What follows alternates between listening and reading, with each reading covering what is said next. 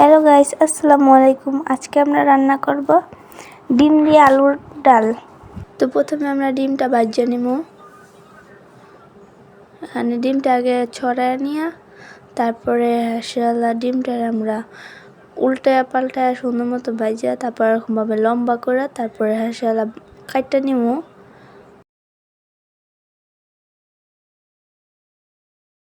এরকম করে কাটতে নেওয়ার পরে ডিমগুলো আমরা উঠায় নেব।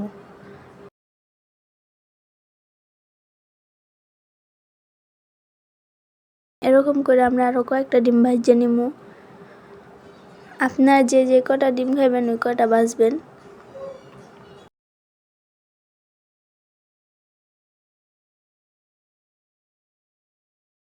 তারপরে আবার একটু তেল দিয়া এখানে পেঁয়াজ মরিচ দিয়ে দিব।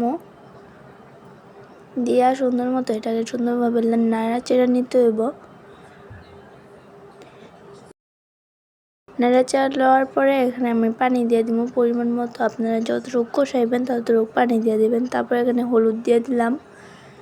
তারপরে এখানে দিয়ে দিতে হবে আমাদের মরিচের গুঁড়া।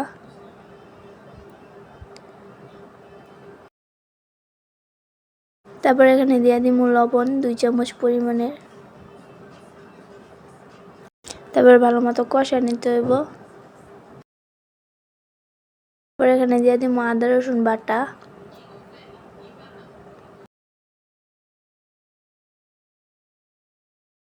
তারপর একটু নাড়াচাড়া নিতে হইব সুন্দরভাবে। তারপর এখানে অ্যাড করে দিব টমেটো দিয়ে সুন্দরভাবে একটু নাড়াচাড়া নিতে হইব। তারপর এখানে তেজপাতা দিয়ে দিলাম। তারপরে এখানে দিয়ে দিব একটু কাঁচা জিরার গুঁড়া। তারপরে এখানে দিয়ে দিব আমরা আগে যে আলুটা সিদ্ধ করে রাখছি ওই আলুটা ম্যাশ করে নিয়েছিলাম। এখন ওটা দিয়ে নাড়াচাড়া নিতে হইব।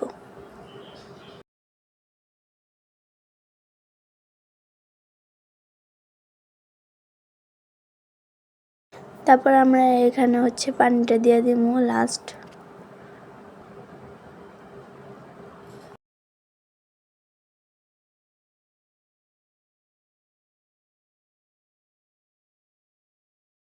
যখন পানিটা বলক উঠে যাব তখন আমরা এখানে ডিম দিয়ে দিব।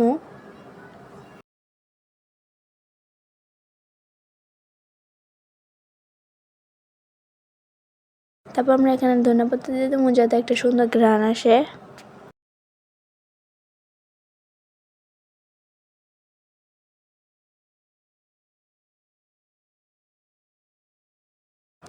ধনেপাতা দিয়ে একটু নাড়াচাড়া নিতে হবে যাতে ধনেপাতাগুলো সিদ্ধ হয়, পানির নিচে যায়।